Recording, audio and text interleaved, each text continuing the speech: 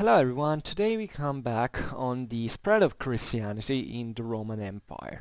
I've made already other videos in the past. I think the most emblematic was the one of the Christianization of the Roman Empire.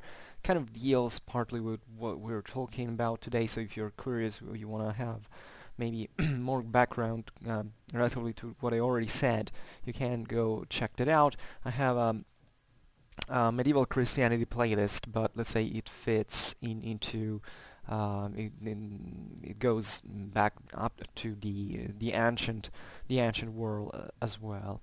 Um, so it's such a vast topic that everything can be discussed really, and I would like to start today with the spiritual worries of the Roman population at the time of the spread of the Roman Empire, as a let's say as an explanation, as a partial, unavoidably explanation for the very fast spread of the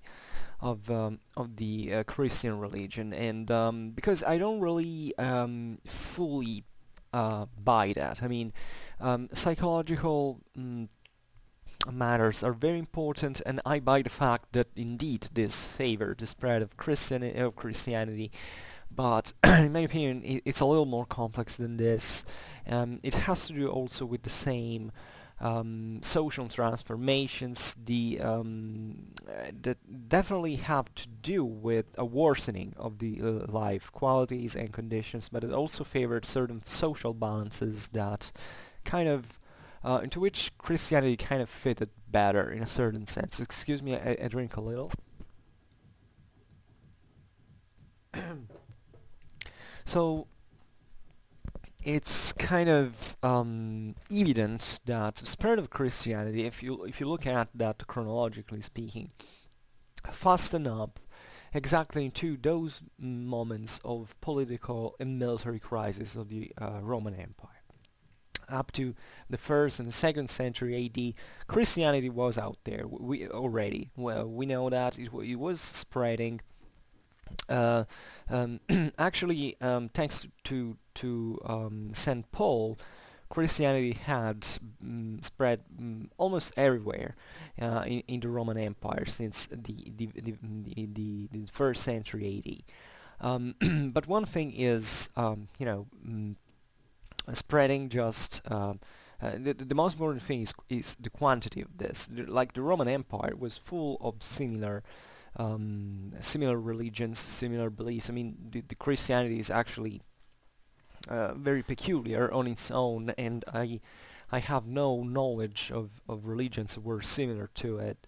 It was truly something different. But I mean, if you had looked at that from a Roman perspective, that was usually, in this sense, very very used to see such a wide variety of beliefs or religions existing into the Roman Empire, you probably would have neither noticed.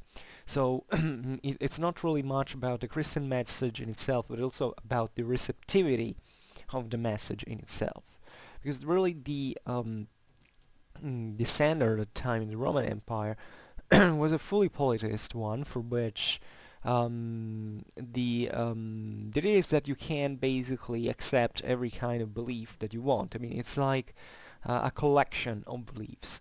Polytheism by itself is a monotheistic term, because it's only when monotheism kicked in that there was the need to define the ancient beliefs as not all of them, by the way, because monotheism was still out there in some other forms. Think about the Persian with Zoroastrianism. But generally speaking, it was all about polytheism. At least in the West, had been always in this way. So for a polytheist, there is no problem in accepting other gods. I mean, it's just a matter to which one you want to essentially vote to. And it is really something that can be very fluid in the way you approach the various divinities, the various deities, and actually the same Christianity initially was integrated like that. I mean, even if the Christian message was, especially at the very beginning, a very, very I don't know how to define this, but it was almost fanatic in its profession of monotheism. Like the whole thing about all the, for instance, the martyrs literature is based in fact on these believers and these Christians that maybe had converted a short while before, so they henceforth had lived into a fully polytheist world, that got themselves literally killed just to show essentially their faith in Jesus Christ. And I use the word fanatism because that is something that indeed was, first of all, considered as such into that into Roman society, because it was something so strongly felt that at least the uh, the um, um, the the martyrs stories always want to stress even the times after which um, the time that it took actually for these people to be martyrized, because even the same Roman authorities didn't really want this to happen. I mean, we will see later how the nature of both of pagan and Christian persecutions.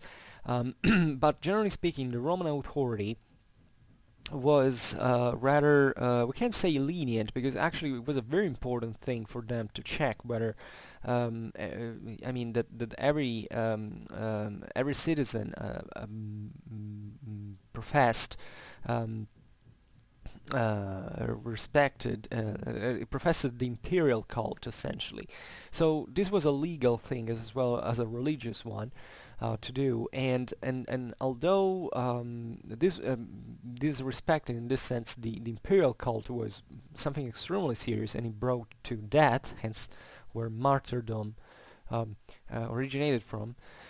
Um, the actual time before a person was put to death was actually long. There was a lot. There were many requests of um, of um,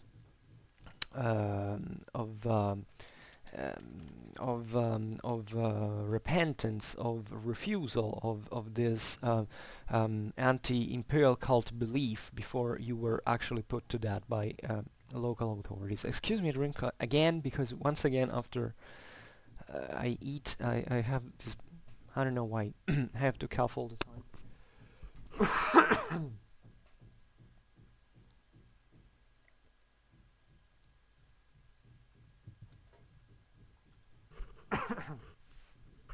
So excuse me once again. Hopefully we'll we got rid of this. Um, so the idea is that Christianity was initially integrated even into polytheistic belief. I mean, the first Christians were definitely people who believed both in Jesus Christ and in other gods, and that wasn't seen as something negative. I mean, the early, very early, I mean, not something negative from a polytheistic point of view, but it's obvious that the actual let's say, Christological belief was not understood.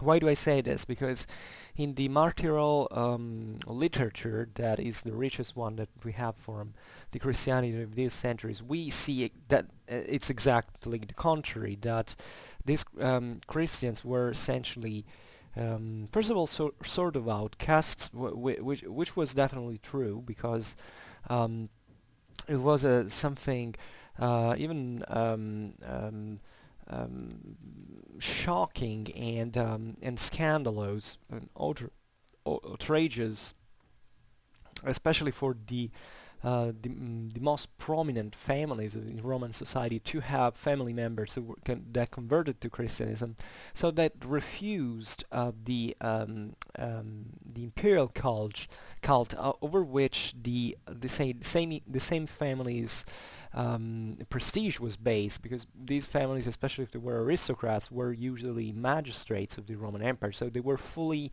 engaged into the political activity, besides the religious one that the form entailed into Roman society and civil life. In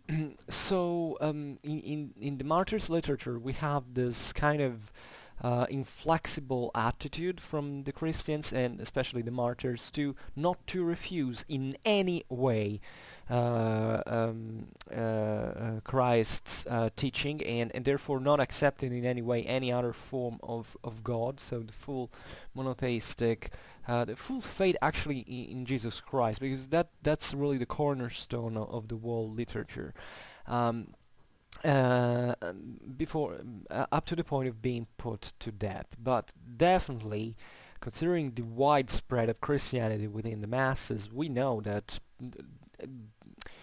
pagan beliefs in reality have always remained there on average among the Christian population for a very long time. And this is true not just into the countryside, into the rural communities that obviously were, especially initially, very pretty much untouched in the very first centuries of Christianity by by the spread of Christianity, by evangelization, which is normal. There are actually many reasons for this. Christianity was acting strategically at that point, because they realized that if they wanted to spread fast and to really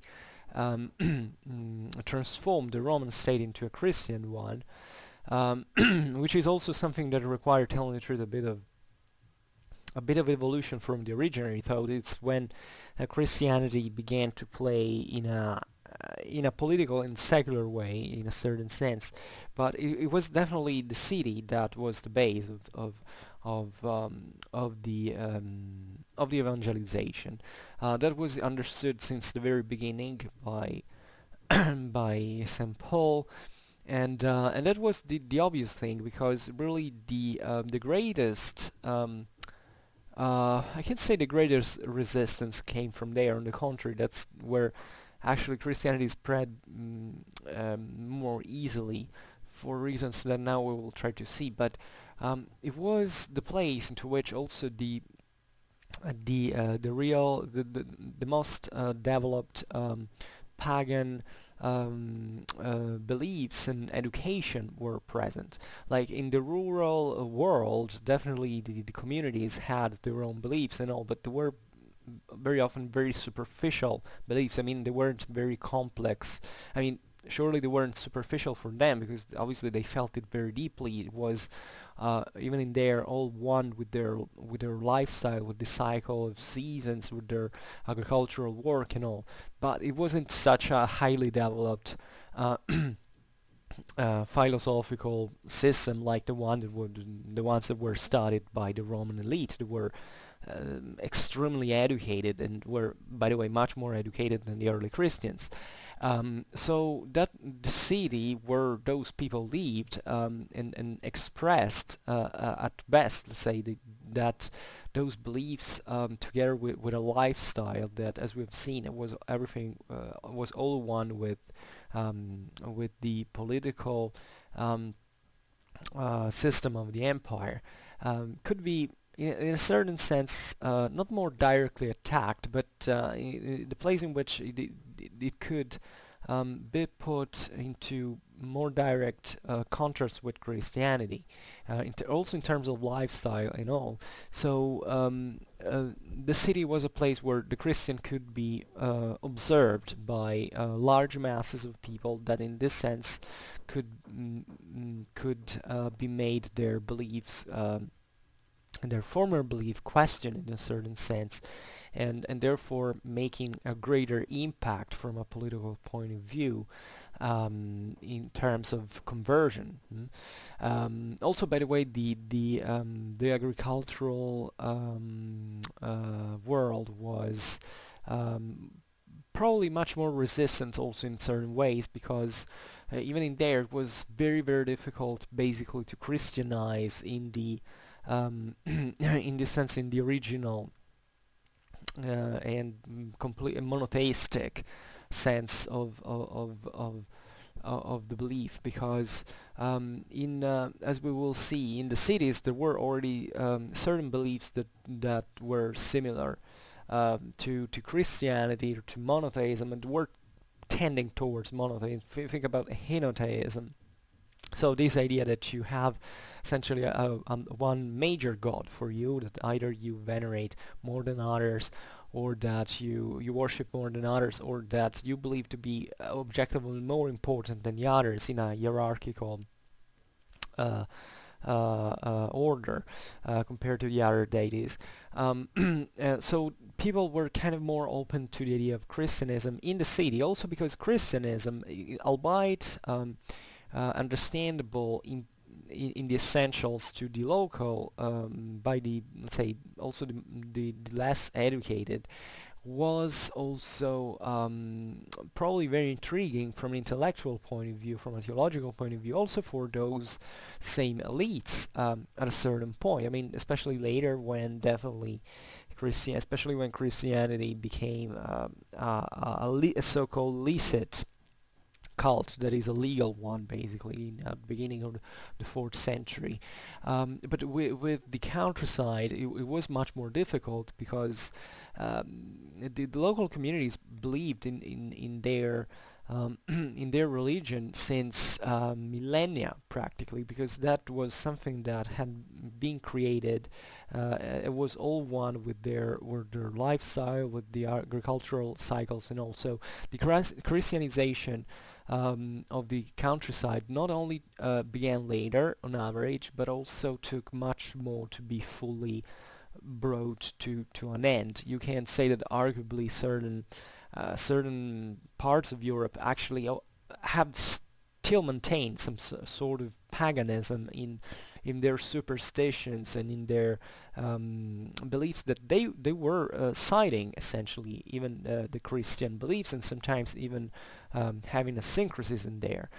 This happened. I mean, Europe obviously is a region of the world of the most ancient Christianization, but even if you still today certain, I don't know, if you go into Central America, for instance, I know personally people who studied there, the syncresis that still exists, I mean, of these people who claim themselves to be Christians, but still carry on and have lots of beliefs of their pagan past that still are still pretty alive, and today are disappearing, because naturally there is a great the same lifestyle is changing. Well, I think one key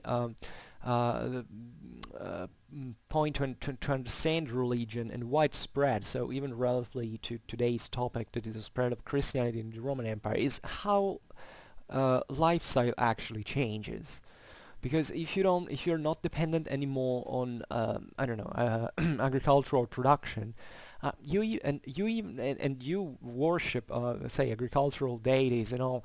I mean, if you start living into a city and living off of in other ways, by making other war jobs, and having practically nothing to do with the ancient agricultural world, well, you're gonna lose that belief, because it doesn't correspond for you. And this was especially true during paganism, because paganism didn't have this problem of abandoning the old gods.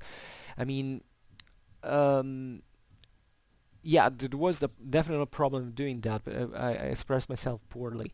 What I meant is that as a polytheist, you could switch from a god to another.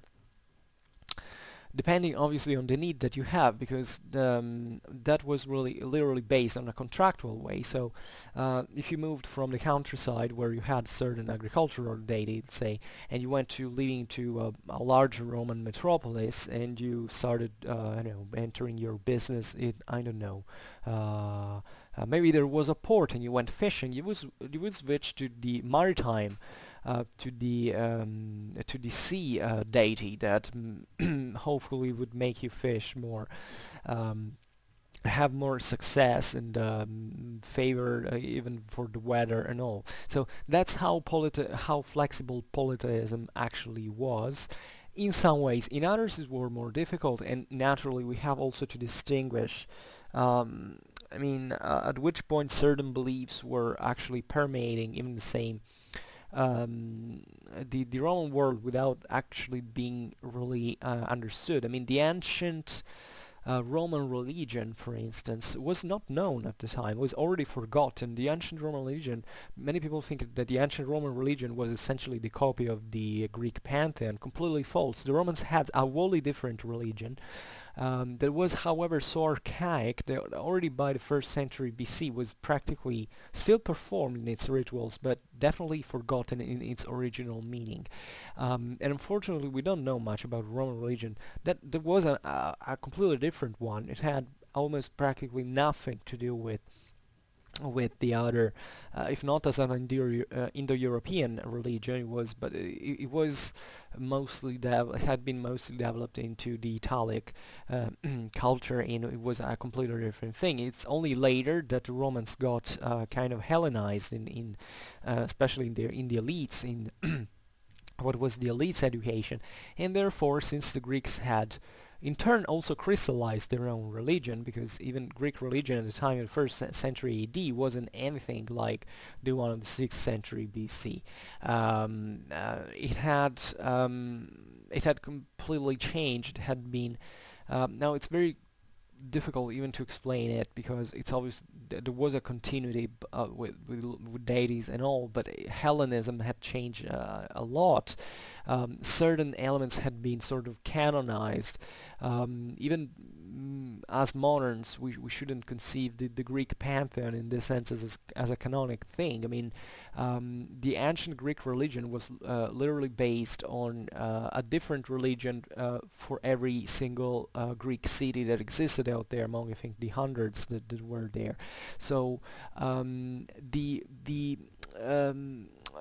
its history of religion should be better understood in our world, because I realize people do not really care even about how changes practically occurred, and tend to judge religions on the basis of a sort of abstract ideal, and attach especially a moral condemnation or a magnification, or let's say, or apology to them in wherever their interest is. I don't know how to say this, but religion is something that changes constantly in many ways, or better, that has. I mean, with the dogmas, it's a bit different, because it's pretty much obvious that Christianity today cannot be. I mean, you can interpret it in different ways, but essentially there is a canon in there. There is. But Christianity, and this is important, that the origin was still very fluid. I mean, it took a lot, and this is important when you study the spread in the Roman Empire, because you realize that up to a certain point everything has still to be set, and indeed there were certain problems that were never solved. Practically speaking, up to very late in time. Certain dogmas that were definitely added, others, I mean, the various confessions of faith split, think about Reformation and also. But however, the essentials of the Roman religion, of Christianity, have always been there from a certain point onwards. Polytheism instead came from something much more fluid and dynamic, as we were saying. Think about the cults that came from the east, like Cybele. This Anatolian deity, seemingly, if I'm not wrong, of Hittite origin. I was a goddess of fertility. She was known in the Roman world as Magna or Magna Mater, that is the Great Mother, and you understand in here how basically, seemingly the Romans adopted Cybele from the Second Punic War.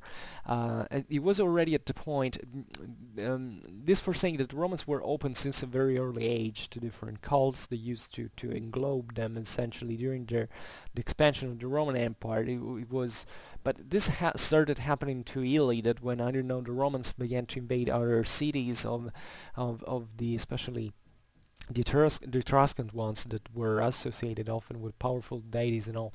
The Romans kind of called before the siege the local gods to say, you know, if you let us win, we will treat you better than your own community. Well, and instead, if you don't make us win now, when we will eventually take the city, we will destroy your memory. So you can understand how even the humans were I mean, how religion was completely different, was much less transcendental, was something even much more materialistic, under a certain point, in a positive sense, by the way, in or whatever sense you want to attach to it, in the sense that uh, it's pretty much obvious that Christianity was a much more advanced philosophical thought than the polytheistic ones. The polytheistic one was definitely much more developed in terms of complexity, because we're infinite gods practically.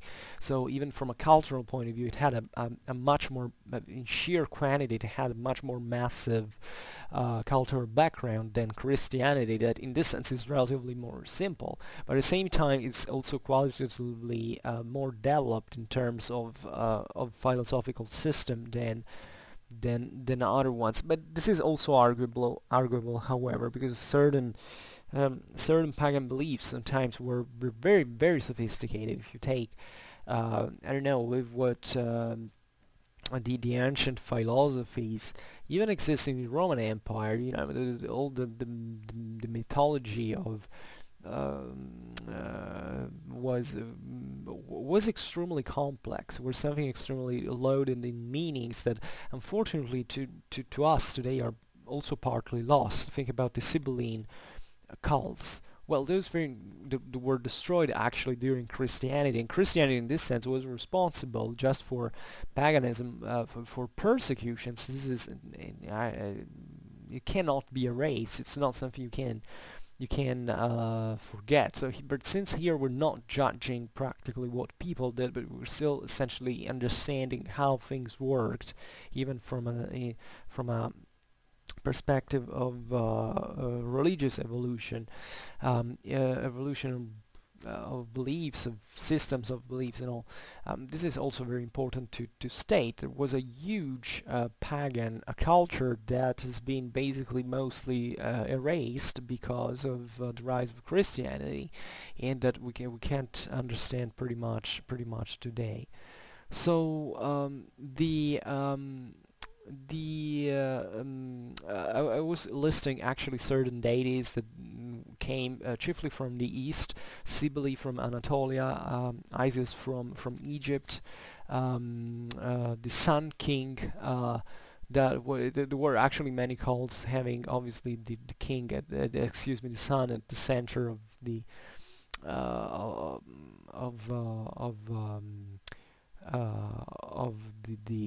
let's say of the religious hierarchy of gods. Mithras, another famous one. And generally there is a tendency to say, oh well, this was what the Romans began to believe, like in the late times, right? So the ones that into which they were not real Romans, right? This is besides the stupidity of this approach. This is also actually false, because there is evidence of such cults actually very early in time. Actually, Mithras was already known in 1st century BC into Rome, probably also before. Mithras is a very ancient thing. It came from actually from Vedic India. You know, Mithras was one of the Indo-European Dioscuri into the Vedic religion, and eventually passed as a sort of single deity into Iran, and from there was spread, especially through the army that the Roman army that was in service in the eastern regions. But Cybele, as we've said, was there since the 2nd century BC. Isis also, I don't remember, but it was something pretty early in time when the Romans began to look at Egypt, and it was full of Isis temples in Rome at a certain point. So really, again, it's important to stress this, that the Romans had actually a very inclusive religion, and they that also in here inclusive doesn't mean the moral judgment that positive judgment that they attach to this today. It basically means to put within, to put inside, and this was considered a plus in that world, because it basically meant that the more gods you could appease, and better, they could serve you in a certain sense. It was a very contractual thing. And then obviously there was also certain, probably at the time, I actually don't know much about this, because tendentially these are things that historiography studied just from when Christianity came in, but I suspect that still in the pre-Christian world there were certain attritions between the various religious communities. I mean, even if definitely polytheism contemplated all this multitude of gods, definitely there was some sort of factionalism or idea that, I don't know, your single god was sort of better than another one, or at least that you were more attached to one, that you trusted more, that you had a more special relation with. But in this sense probably was also something very individually based, I believe. So maybe, yeah, we're definitely very large communities that dwelled around these great sanctuaries of these great temples that existed into the ancient world, so that maybe certain sanctuaries were sort of cities within the cities, with people living in there, working for the sanctuary and making money out of it. So in that sense, the communitarian perspective from a religious point of view was probably more accentuated, but it was still done probably in this sense at an henotheistic level. That is, you have, yeah, maybe you have a major god for yourself, but you still accept the others because they're potentially good for you as well. I mean, you can, and it was a god for everything. I mean, if you had an illness, there was the god that was meant to be prayed if you in order to be healed. If you had, I don't know, to do business, there was another deity. So it all worked in a certain sense. It's very difficult. I mean, to me especially, it's very difficult to understand it. How could you live practically with that thing? Because basically every step you made, you had to to to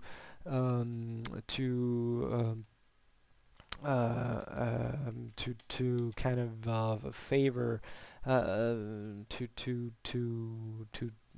gain the favor of one deity for everything you did. And then if you didn't, someone could tell you, oh, you see, you have been disrespectful towards the deity. And it's also kind of justification for things that happen, right? Because if there are so many different deities for literally everything that concerns human life, I mean, it's pretty easy even to forget about them sometimes. And so someone can come up saying, oh well, that was your fault because you didn't mind that deity, and then you kind of interpret the world in that fashion.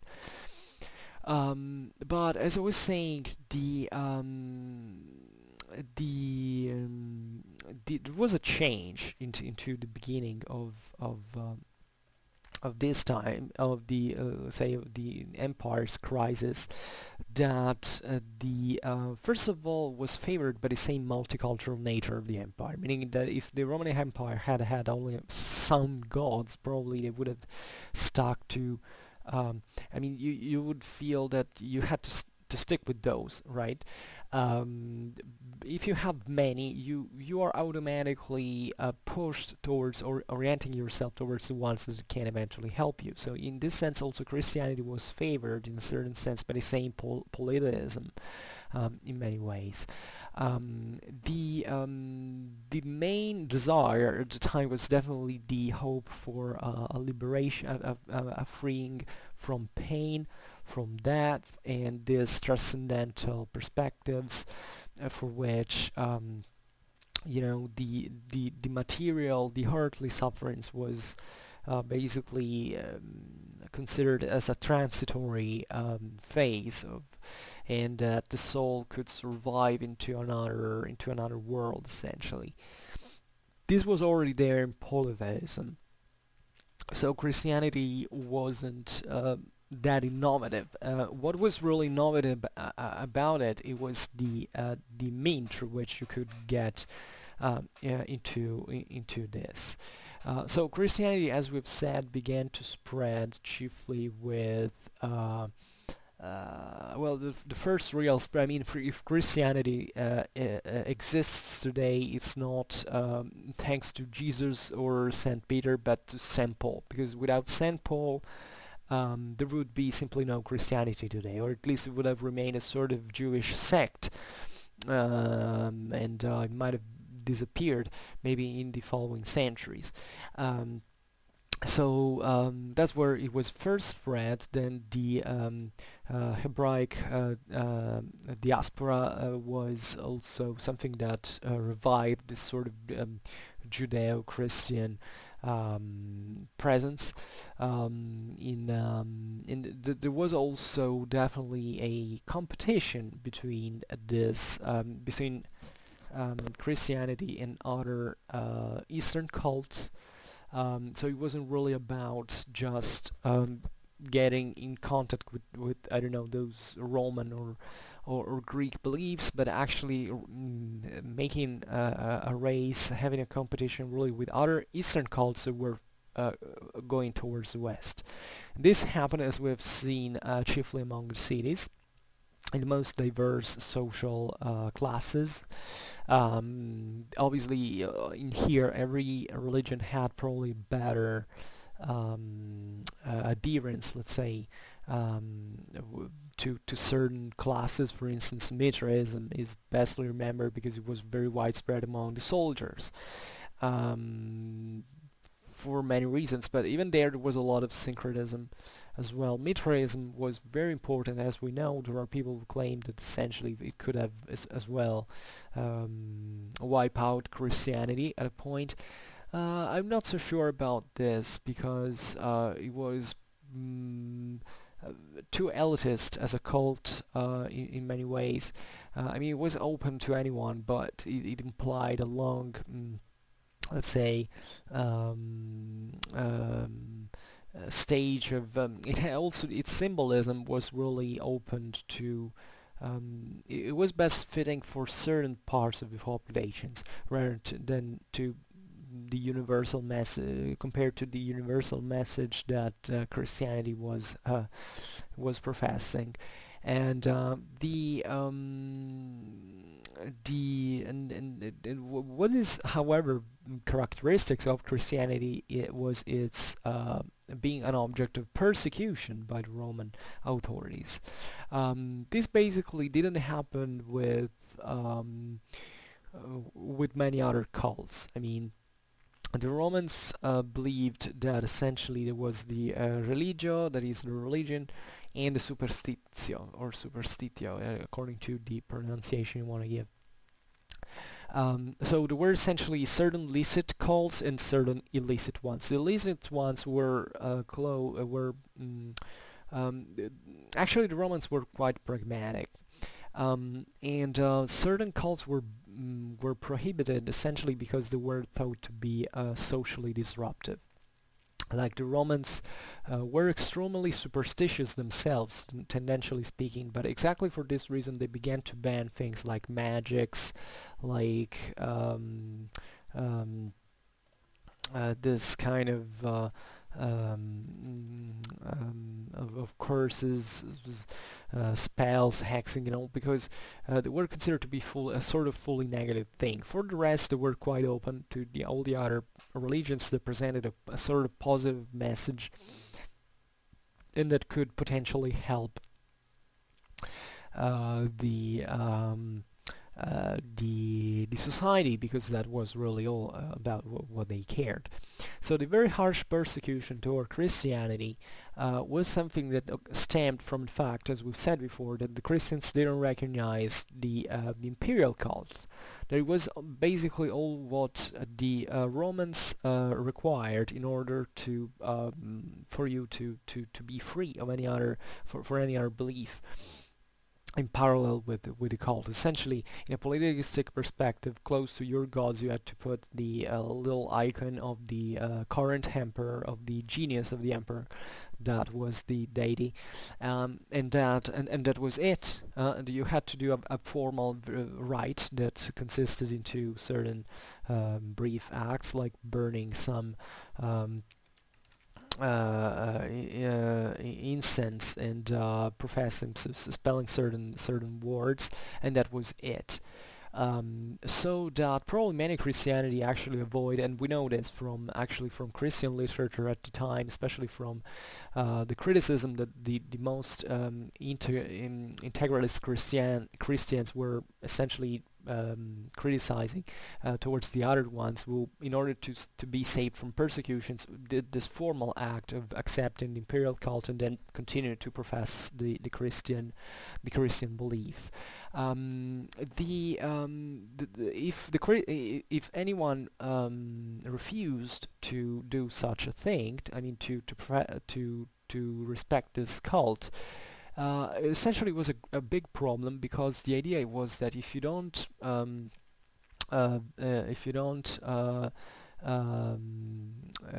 profess the imperial cult, basically the gods are gonna go against the society.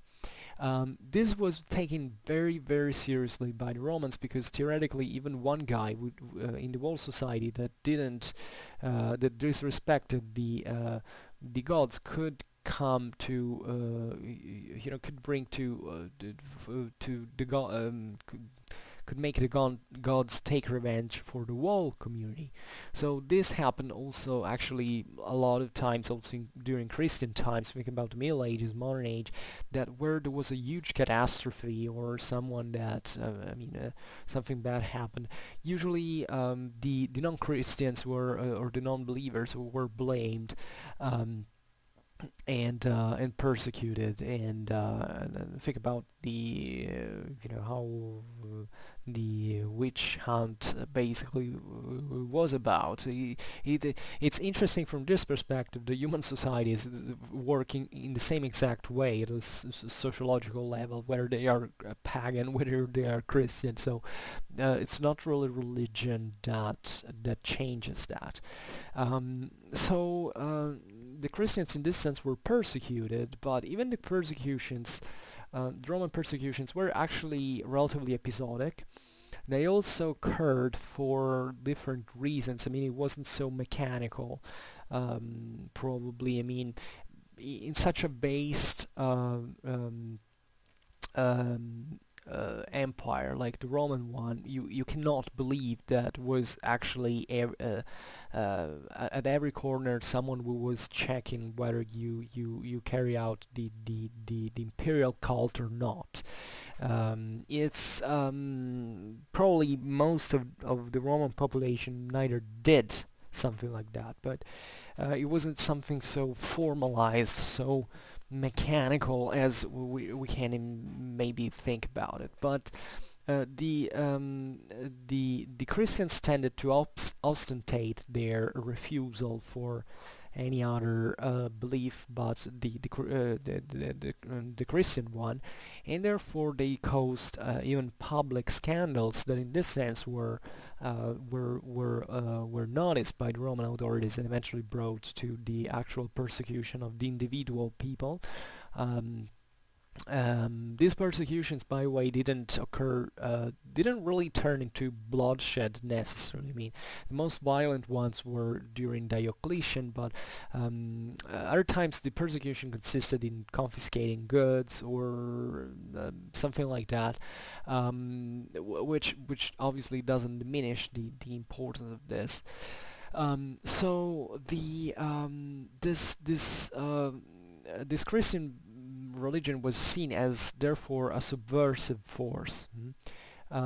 First of all, there were also other reasons for this because, first of all, it was it was evidently linked to the Judaic world, and the Jews, as we know, have made three rebellions against the Roman Empire.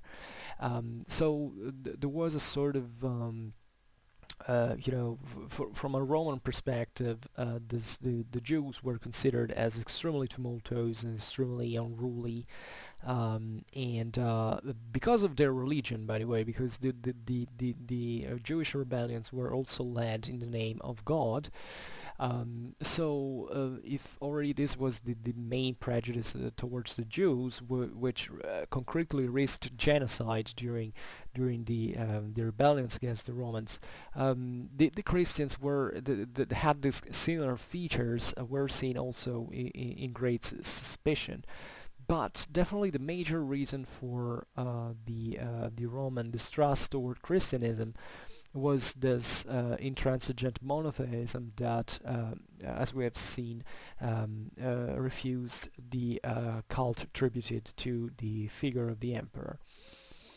So, but there is one very important character of Christianity, in the sense that also tells you probably in the measure in which also at the time the public authorities couldn't really control everything. I mean, we're talking about a world that was left pretty much on its own. I mean, the coercive means that we have today in terms of state control of the population were something unknown essentially until the 20th century.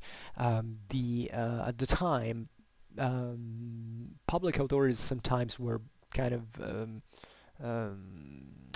impotent towards massive phenomena like in the sense the spread of Christianity. And what is important is that the persecutions against the Christians actually didn't stop the expansion force of Christianism. And as we know, in 313, Constantine actually enacting other edicts that had already been promulgated in the East, granted freedom of cult to the Christians, to Christianity, that became in 380 through the Edict of Thessalonica the official religion of state of the Roman Empire. So I won't be discussing now, or maybe it could be useful why there was this fast thing. I mean, conversion of the Roman state from persecutor of Christianism to in less essentially than 70 years to become a Christian state. It was obviously a political thing. Much has to be understood in my opinion, in Constantinian times. Not just because the emperor granted the cult to Christianity, but because he set up essentially he probably understood that was the future of the empire. I mean, this is also very approximative a judgment because the whole oceans of ink have been shed just to try to figure out whether Constantine was a Christian, a pagan, or both, as it's more plausible telling the truth. So you see that was practiced even at the highest levels. But I mean, Constantinian times were a great moment of reorganization of the Roman Empire on different bases. even literal bases. Think about the foundation of Constantinople, the changes in the strategic balance of the empire, the military reforms, economical reforms. So religion kind of fits also partly into this. And even if Constantine probably wasn't intimately convinced about, I don't know, the which was right or wrong. Probably he didn't even consider the things it matters in this way, but he probably understood that Christianity was a help that could strengthen the basis of the empire, which is actually true in my opinion. Christianity didn't weaken the empire at all. On the contrary, if anything, it strengthened it. The 4th century empire, in this sense, is a beautiful expression of that, because it was definitely, the empire could as well end in the 3rd century, to be honest. And yeah, in the 5th century we basically lost the western half, but in the east there was still definitely a state that had been created on that, among the other things, on those Christian bases, and that lasted for 1,000 years. So it's a bit too long time for declining, right? And but I won't get into the in the eternal debate of people who are pro, say, Romano-Italic side, and the ones who are pro Byzantine Greek side, because that's pretty stupid. That was the Roman Empire point, and once you say Roman, there is nothing like Greek or Italic or that's Roman. The only thing you can associate to is in fact Christianity, because the major thing about the major identity of the Romans at that point was Christianity. And that was it, and then everybody could join independently of the culture or language of origin, as soon as they respected the Roman law and were Christians in practice. And so there is also a lot of debate, like, I don't know, there are episodes, like the 4th century is also marked by a lot of back and forth. There were, first of all, many Arian many Arian, not Arian pagans, but Arian emperors, that essentially Arianism could, I don't know, I never valued that. I mean, there was a time when you see this side taking from Catholic or Arian, you don't have to really think it was about a true conviction. Religion, as always, is used as a political thing, and these changes, these switches, have to be understood as chiefly on the light of what that meant politically. There was also a switch towards paganism at a point with Julian, that has been called by the Christians in a contemporary way the apostate, who is credited with, I mean, he ruled for a very brief time, so we don't know much about Julian himself. He was definitely probably a good military commander. As an emperor, overall, we don't know, because he ruled too few, but he's mostly remembered not because of his accomplishments, but chiefly for his aversion towards Christianity that he definitely had. I mean, many people say, oh well, at that point Christianity could be still curbed. In my opinion, it couldn't really. I mean, it could, but it couldn't be wiped out, and if it had been curbed, it would have created lots of internal problems of weakness and division into the empire, because it was so widespread at that point that you couldn't really fight it, but committing huge resources that at the time I think the empire couldn't afford to spend in that sense. But it is indeed true that at the time there was still a lot of syncretism, that people were indifferently Christian and pagans at the same time. There was actually the normality, and it was normal chiefly because even the same paganism had actually evolved into some henotheistic forms that in fact had this major usually solar divinity, that was conceived as the major um, um, the major divinity from all the others once emanated. This emanatism was present, philosophically speaking, even in the some of the most some of the greatest Christian heresies, like Gnosticism, that consider Christian, they interpreted Christianity in that fashion, and actually it's more likely that if anything could have prevailed over Christianity as we know it, it could be Gnosticism rather than going back to the old paganism, or because Gnosticism was something much easier to understand. In many ways, there were much more even beliefs. Many religions that from the East, from which think about the Manichaeans, from which the same Saint Augustine came from. Saint Augustine was an heretic in Christian terms, originally speaking, and actually lots of his eventual Christian thinking was influenced by Manichaeism, even if in a very still a very Christian Orthodox way, let's say, but it added, I mean, Manichaeism and these other emanatistic beliefs were actually very sophisticated.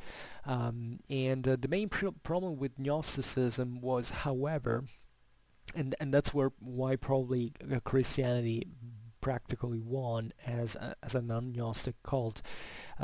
It's the same etymology of the term, practically. That is, Gnosticism is something that is named it this way because basically starts from the principle that it doesn't take faith, it actually takes knowledge to gnosis in Greek, that's what it means, to actually understand, to believe.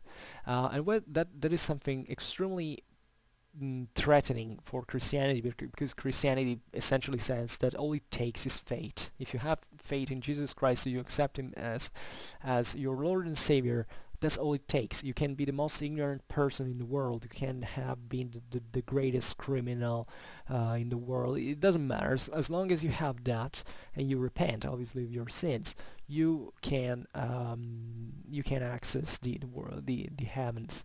So the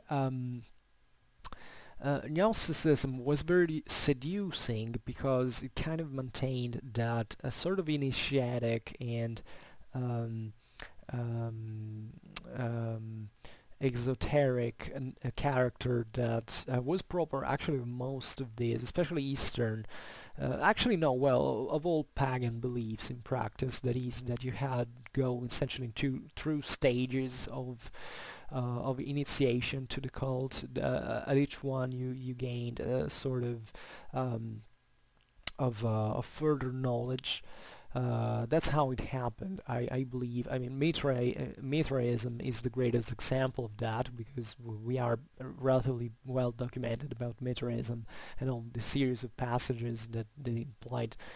But I think even the Druidic knowledge was based on that. I mean, there were certain levels that probably required certain extra knowledge about certain religious beliefs and all. So it was all the normality, and that was very seducing for, especially for the ruling classes that were being more educated, felt that their knowledge was, in this sense, the key for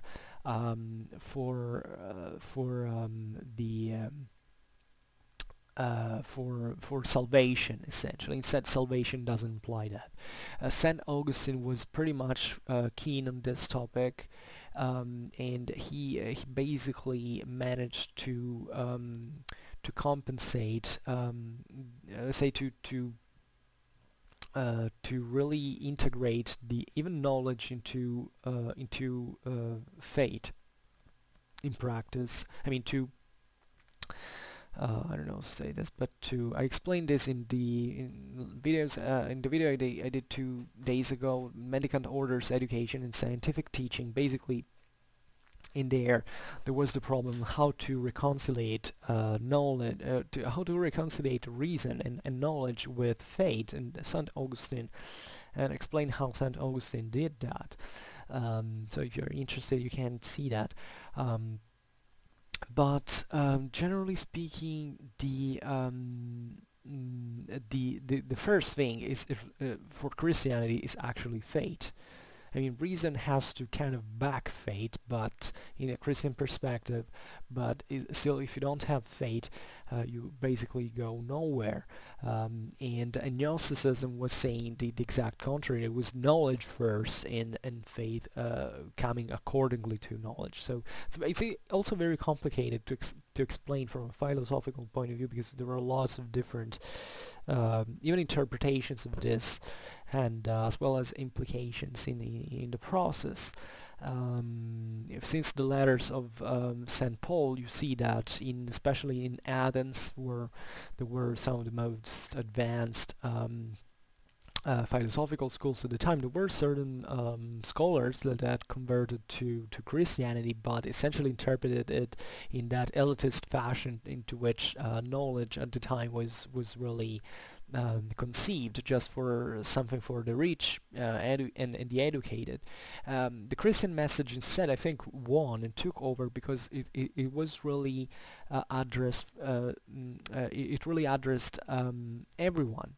And especially the masses of the poor people that at that time were increasingly poorer and increasingly larger, in that Christianity was essentially promising that through the faith in Jesus Christ, those say misery of theirs would have disappeared, and that on the contrary, their own misery would have been actually the key to paradise. And and that is something to salvation, let's say, because even the concept of paradise and hell very built up in many ways, but Christianity there isn't really that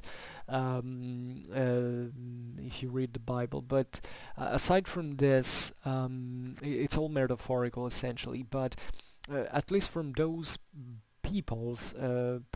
from those people perspective, that was how it was really meant. I mean, it was the idea that there is eternal life after that, and you obviously wanted to gain that.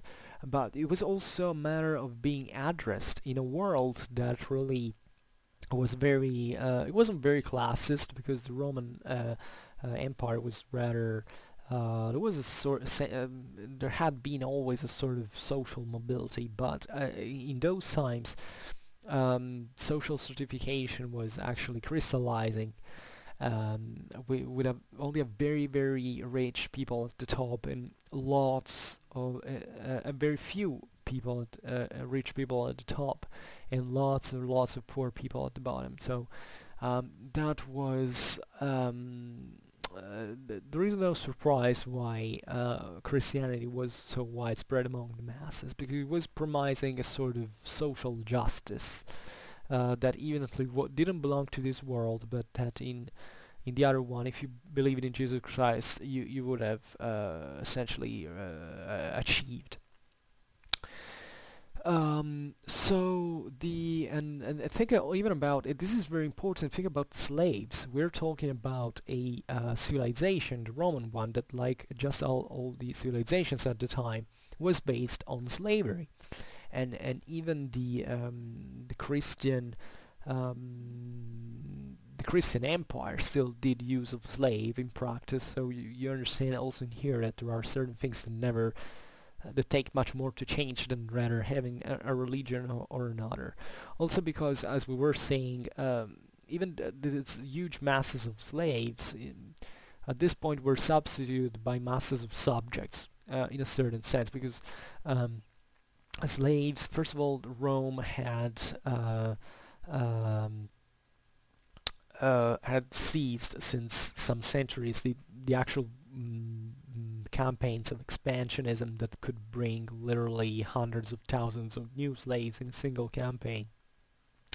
Most of the slaves had been historically being freed, liberated. There was a legal procedure that existed into the Roman Empire. So slaves were treated horribly, like every time in history, on average. But at least the Romans recognized the fact that like in actually most societies, actually the slaves actually could be freed, and this had actually occurred because this great injection of external foreign slaves had actually ceased, at least at a massive level, and most of them had been freed. But even these freemen were at this time transformed into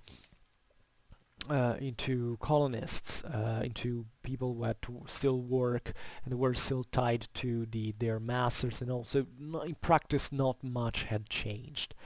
But definitely Christianity was revolutionary, especially in the first centuries of the empire, when this process had not yet taken place, where there were lots of slaves, because they claimed that all humans are equal in front of God. So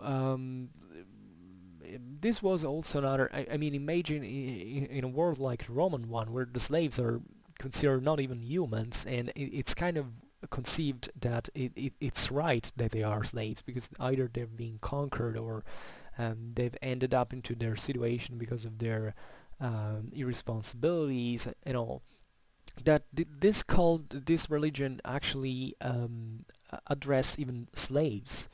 I mean, from a Roman aristocrat perspective, what kind? I mean, it was disgusting to see a religion like that. What kind of religion is that talks to slaves? That was the thought. But think how important it was for the slaves. Think about the humiliation that has always been inherent to be a slave, and that makes you even think that you are in fact an inferior, or that maybe you're not even a person, and instead think about someone that comes there and tells you that you are equal in front of God, and that this God is uh, it forgives your sins, that he can say he will save you if we'll actually accept him. So think about even the confidence, the trust, the hope that it was given to these people through Christianity.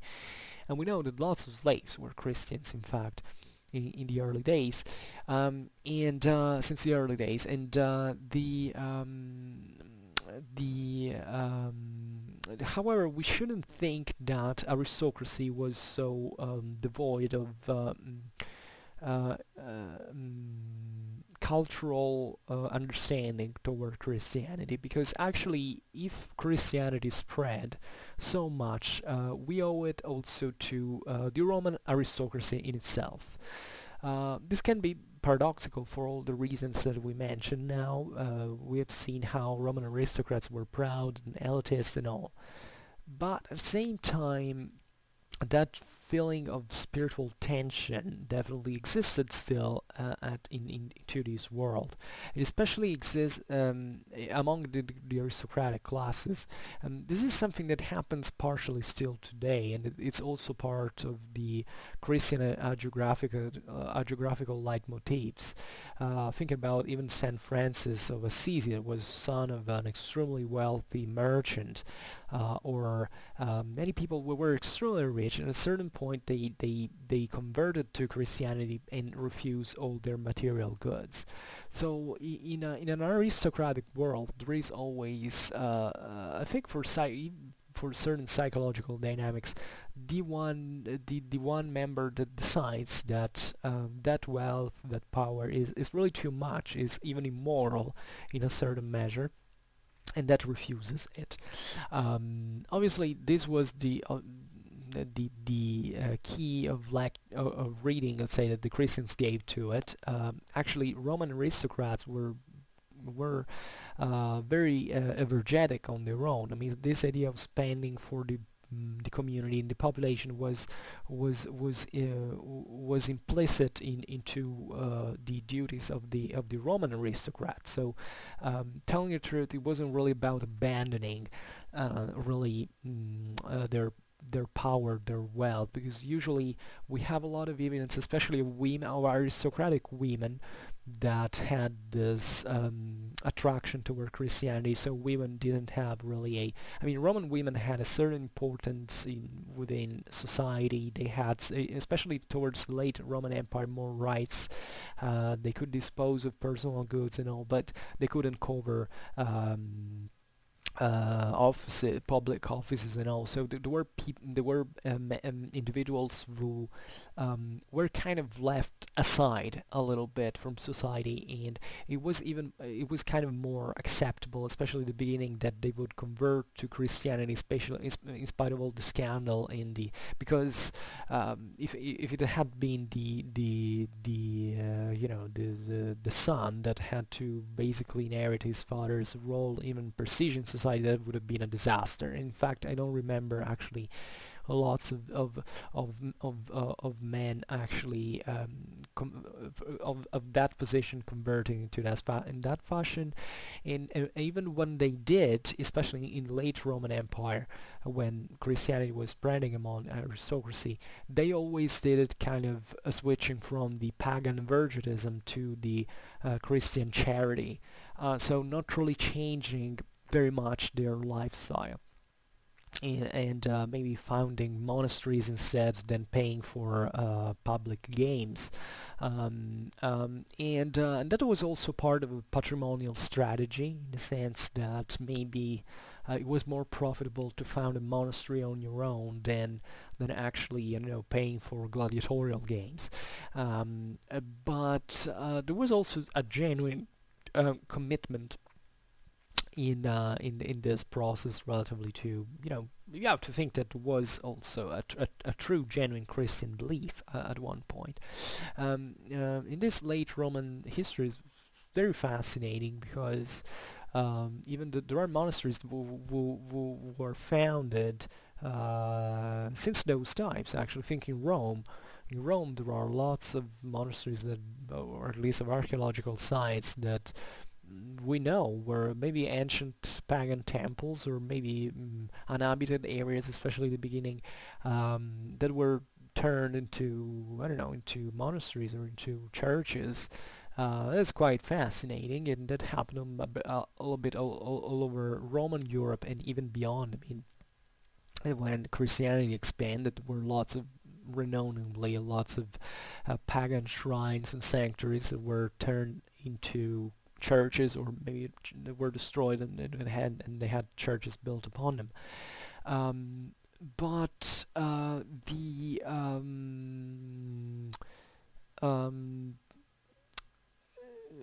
in this sense, we can say that aristocracy was kind um, of a catalyzing medium of these of the evangelization, in the sense that the Roman aristocracy was not anew to integrating new beliefs in there. So, in spite of some of the aristocracy always remained more faithful for political reasons to paganism, because they associated it even to a certain idea of power. They didn't like bishops, for instance, to gain too much power into the business of the city administration and all. So there were always these kind of reasons, but in part were also the responsible for the peaceful conversion to Christianity in many cases. Conversion to Christianity in some cases occurred actually very violently, and so we have to look favorably upon certain aristocrats that actually managed, that as the chief of the local communities, were able to mediate and to maybe accept a cult they didn't fully believe, but that could help the community to remain more compact, more and not make violence flare. This is very this is also a very, in my opinion, an important thing, because these Roman aristocrats that had been criticized also by by the Christian propaganda in many cases, by saying that these were so corrupt, was this kind of There's incredibly material people who thought only about money, about sex, about it's actually false. Actually, Roman society, like most societies at the time, but Roman society in particular was extremely strict from a moral point of view. Really, Christian geography has has really gone pretty hard on the Romans in this sense. But the Roman society was extremely traditionalist, extremely um, um, I don't know how to say it, but decent, basically modest, prudish, and actually we know about much of their scandals actually because they were the first ones who lamented them sometimes. So excesses among the elites have always existed, but generally speaking, especially among the upper middle classes, the uh, there was a lot of the kind of the moral was very prudent. You have to think of people maybe even having sex with clothes on, or there was a great decency in the Roman world inherently that wasn't proper of many others actually. It also had its negative sides naturally, but just for saying that the Romans weren't these pigs that are often depicted even in popular culture as if, there is a kind of an anti-Roman uh, sentiment out there. I don't know why this need of ridiculizing essentially the people who lived in the past is something I find extremely disgusting from a personal point of view, for everyone really. Also because also and especially because it's historically false. And however, aside from this, um, the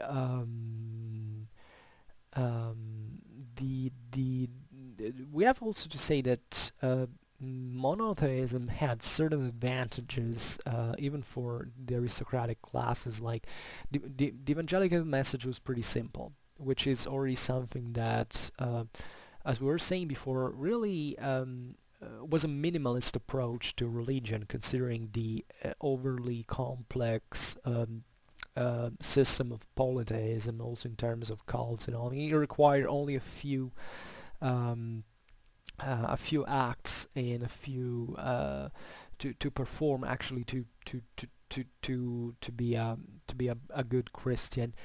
And it also contained a moral and intellectual equilibrium that remained in a certain sense central to the aristocratic education of the ruling classes, especially in the cities, and even at the imperial court. I mean, Christianity already had some.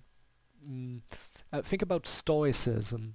I mean, Christianity was aside from being actually influenced itself by many philosophies and religions and all, from which it took basically, even especially about its lexicon. I mean, Christianity had at a certain point to speak about theology, and that's something that had to be, the most advanced language at the time was Greek, and that's where they would take the names and all. And Greek was the main language of Christianity at the time. Then in the West, obviously, it was Latin, but generally speaking, the Christians, especially when they got after the 4th century, they got legalized and came out of under daylight. Let's say they began to discuss with the philosophically with the other scholars that existed up to that point. And initially they were backwards in the sense they were more ignorant. Then essentially they got educated in the same fashion that it was done for the pagan elites. So they also got to know paganism in itself. So that they got this extra cultural means, tools, let's say, to compete with the other cults, etc. How I talk bad in English, my God, I'm sorry I express myself so primitively, but sometimes I really cannot find the words, and I have to invent it in a certain way. Please forgive me. And from a doctrinal point of view, as we have said, there was essentially this dual souls of Christianism. The one was the rigorist one, that is conditioned by the Gnostic doctrines of Iranian Hellenistic origin, and this idea that the world was interpretable as a contrast between good and evil, spirit and matter. That is dualism, essentially. But this was marginated during the 3rd century, even if it kept to influence the Christian spirituality for a long time, and re-emerging actually more occasion even in medieval heresies. I made a video. I explain actually this in some of the videos I made on medieval Christianity. One of them is the one about catalyzing. That's also the title of the video. But I've made also I talked about about this extensively in the videos on the pauperistic evangelical movements. When I talk about Bogomilism, also in relation with Catarism, and I mean this is what this is an important view to how to see the whole thing. I mean, historically, because Gnosticism was never completely erased from Christianity. I mean, when during the early Middle Ages, all these, I mean, when Christianity rose to power in Roman times, the intellectual landscape of Roman society was still pretty dynamic, was pretty vital. Then, obviously, when intellectual energies went kind of lost and went to sleep, let's say, into the early Middle Ages, which is also relative because actually also during the early Middle Ages there was a lot of Christian studies and knowledge of philosophy and all, but let's say that the debate wasn't very much alive. But it's not a surprise that the Gnosticism actually comes back during the moment of rise of new rise of the European society during the 12th century, both in the West and in the East. So you have things like, in fact, Bogomilism, Catharism, other evangelical pauperistical movements in the West that had at the center the problem of wealth, this contrast between spirit and matter, and that sometimes were inspired by Gnostic readings of the Bible,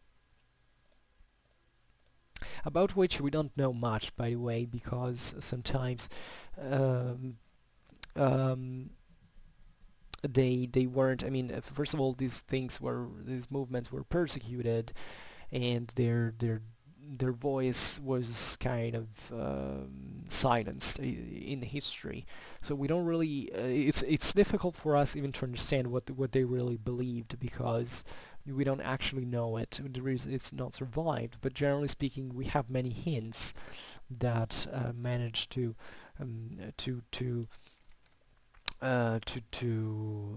filter, to leak, let's say, and that tells us that those were actually partly Gnostic movements, but they were also triggered by partly the same social reasons why they existed in the past. I mean, this contrast between spirit and matter was something you have also to understand under the light of the local societies. This contrast between the aristocracy and the poor people.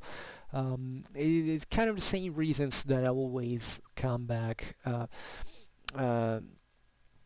And actually also in the same forms, really, because telling the truth, I mean, the ancient world was that extremely different from the medieval one. I mean, the social dynamics were relatively comparable. So this is kind of also explainable in this sense. The other side of Christianity was the most moderate one, and that was expressed chiefly by the urban ruling classes in their culture, and it basically it was, in my opinion, a much more civilized expression, because it was based also around the institutional organization of Christianism, that actually prevailed and determined since the first century AD of the communities of believers, initially around the apostles and the prophets, and eventually under sacerdotal hierarchy that was directed by the bishops, the surveyors, essentially. Episkopoi in Greek means essentially that. Epi means over, skopon is I mean, to the one who scopes, literally. So that's the meaning of bishop. And those were and the bishops were key figures in, obviously, in understanding the development of Christianity. Also because partly later they were actually coming from the Roman aristocracy, and this and that was a call for Roman aristocracy, because they had that cultural preparation to assume certain directive roles into society that eventually, in fact, were recognized even from in terms of political prerogatives by the same Roman Empire. I mean, during the 4th century, Christian communities were called to participate to Roman administration, because that was essentially a non-free, let's say a free of charge uh, uh, let's say that left that kind of um, uh, freed many resources for Rome, for actually the statal administration, because the bishops began to take care of, even with the by themselves, essentially with the resources that the community donated, of those social problems, of all these that existed in there, so that the Roman state could care about our business, chiefly war and the military, and while the bishops were controlling essentially the local populations, especially in the cities that were, as we've seen, the pillar of the empire, and the direction centers, from which also around which also the countryside gravitated and all. And there were also definitely the priests that had a great importance. The priests were considered the old ones, the presbyteroi in Greek, and they were helped by certain assistants, the diakons, from diakonoi in Greek. I don't know, maybe this video is a bit confused, but especially at the beginning I have been discussing about many things, but I think it's important to add bit by bit something about this topic, because it's often overlooked. I mean, I found lots of people who always ask me about how was it really that Christianity took over? How did this happen? This is not really probably the best video that explains that. I like the most the other ones I had done on the Christianization of the Roman Empire, but yeah, it's really something complex to explain, because you can't I mean, you can't understand it simply through religion. It's not a matter of religion. It wasn't really even a matter of choice at a certain point. I mean, it was a matter of choice individually, but there were certain collective, let's say, broad social reasons from which Christianity took over. And if I had to answer the question directly with only one factor, I would say that uh, Christian's message is extremely powerful because it's essentially a universal message. So it's directed really to anyone. It's based on this comforting idea that you can essentially be saved, whatever it means, in the sense that it's obvious a mystery also in Christian terms, because faith in this sense is required as a non-rational act. So you have to basically it's a sort of blind faith. Naturally, it's not blind in measure. In Christian terms, you should obviously believe in the Christian message, so there is an actual text. It's very important that Christianity is a religion based on books, and our civilization is still based on books, also partly thanks to that. So in this sense, it was enticing also for the as we've seen, for the intellectual elites, because it wasn't just about a I don't know, it was also about reading. There was a book you could read this thing. It wasn't just about rituals. It wasn't just about. I mean, in this, actually, Christianity was pretty similar to many cults that existed at the time, that had both a cultic, let's say, a ritual practice that was associated to a written knowledge, definitely, but it was open to anyone. So it was meant to be addressed to address both the elite and the slaves, even, as we've seen. And it was actually it's actually a positive message if you think about it. It's first of all a peaceful message. So in spite of all the violences that were committed even by Christian communities at the time, like anyone else, the theory, the message, the religion itself is a very peaceful message, although it also contains, let's say, an urge for ethical struggle that is often expressed also in military terms. Like Christianity is powerfully violent as a religion in its ethical commitment. I mean, you find here people who let themselves being executed willingly in order to believe in God, and there were many analogies also that could be stressed in this sense with the relatively to the militia Christis, that is Christ's militia,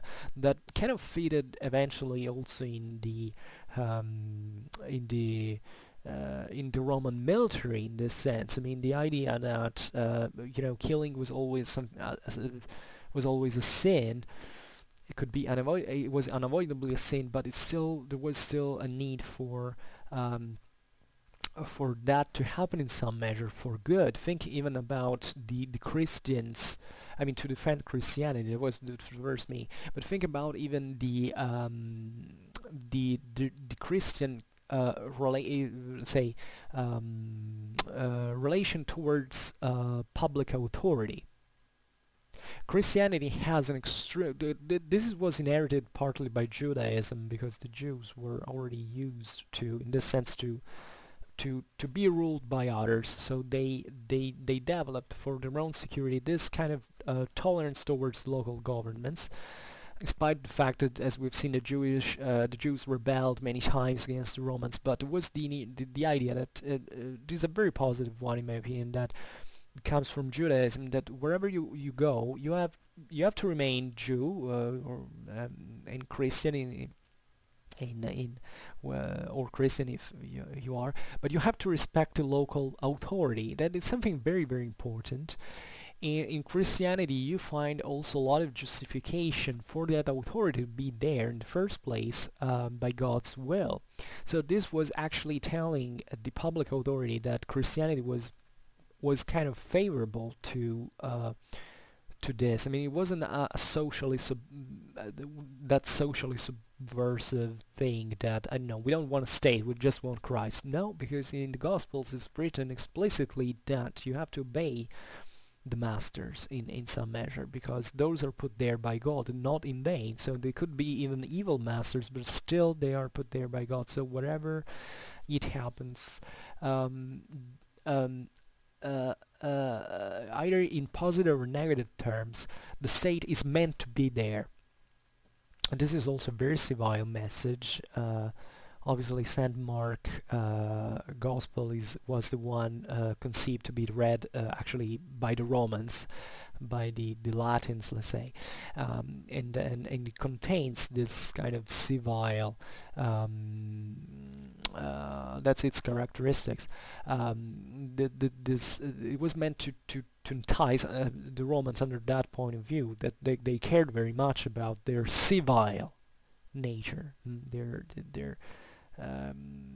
as an empire. It was definitely a great Roman characteristics that remain even in this sense in the Christian state. But there are so many things actually we should talk about, and it's I would say it's certain that I will come back doing videos about these topics. And I don't know if I expressed myself properly, if there is anything I've said wrong. Please correct me. It's just say that as you understand when you listen to my video, I tell lots of things, so it's normal then if I'm lucky, let's say only a 10% of this is wrong in some measure, but most of that actually comes from the fact that I cannot express myself properly in English. So sometimes I use certain expressions that maybe are not really proper in terms of they're not very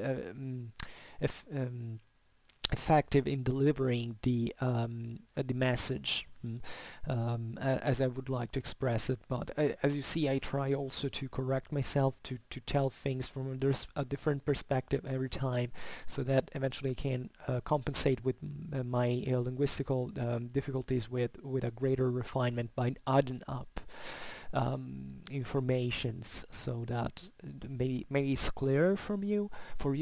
And you see, I make mistakes all the time, but for now I just hope that you enjoyed this video, and if you did, please share it, otherwise leave a like or subscribe to my channel if you're interested about my upcoming videos. And for now, as always, I thank you heartily for listening to me. I wish you a nice time and see you next time. Bye.